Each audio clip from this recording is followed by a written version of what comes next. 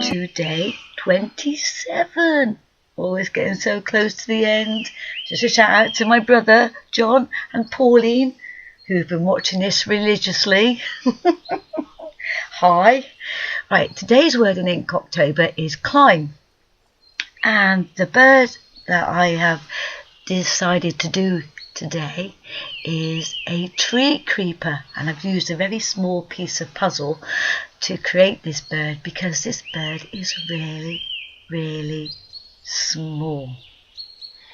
Now, I know that we get them in the northern hemisphere, and I think you get them in North America, and these are very tiny little birds. They're like a lovely white creamy underbelly, and their top feathers, like their wings and their back and their head, is speckly brown, just like the trunk of a tree. How amazing is that? But even though they're quite active, they are very hard to spot. Now, they have this amazing little trick, right? Apparently they fly to the bottom of the tree and then they hop with their feet together in a spiral shape around the tree. Okay, and they are my friends. They eat invertebrates, spiders, earlywigs. The spiders win it for me every time. So amazing. And their toes are very long, so they can get into the crevices of the bark to keep them, you know, stay on the tree. But can you imagine hopping off a branch and back on again? You know, like, just the idea of hopping in a straight line on a flat surface is bad enough, but being horizontal and hopping, pretty awesome in my books. And it says they have a very dull plumage for camouflage, very territorial, a bit like the robins, and they're monogamous as well. Isn't that pretty awesome, eh? Now, I don't know if many people see these because these birds are pretty hard to spot. Now, living where I live in Stop the Clock Cottage in a wood, I am very blessed to have a huge landing window at the side of my house, which has got trees. We've been slowly clearing it because it had a lot of laurel in it.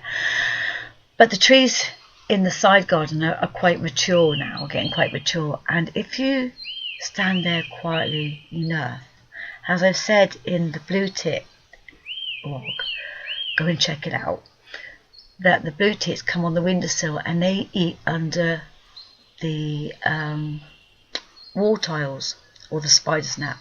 But if you look very carefully, you can see the tree hopper going up and down the tree. Now, the best time to spot them really is when it rains, because the bark goes really dark, and so they do begin to show up. But they are really weird because, do you know the sensation you get when you think you see something out the corner of your eye and you're not too sure? Well, that's a bit like what the tree hoppers are like. Because they are so close to the bark, it's only when they suddenly move, you think, what's that? And then if you stand very quiet and focus your eyes, you can actually see them hopping up the tree. And of course, once you've got used to seeing them, you see them all the time. But it's a bit like Where's Wally? It takes a little while to get your eye trained to see them. And we are really lucky because where we live is loads and loads of different birds. And I did one day look out the window and see a very bright blue bird. I have yet to discover what it was, but it was amazing. It was like somebody had dusted his body with powder blue paint. Awesome little bird.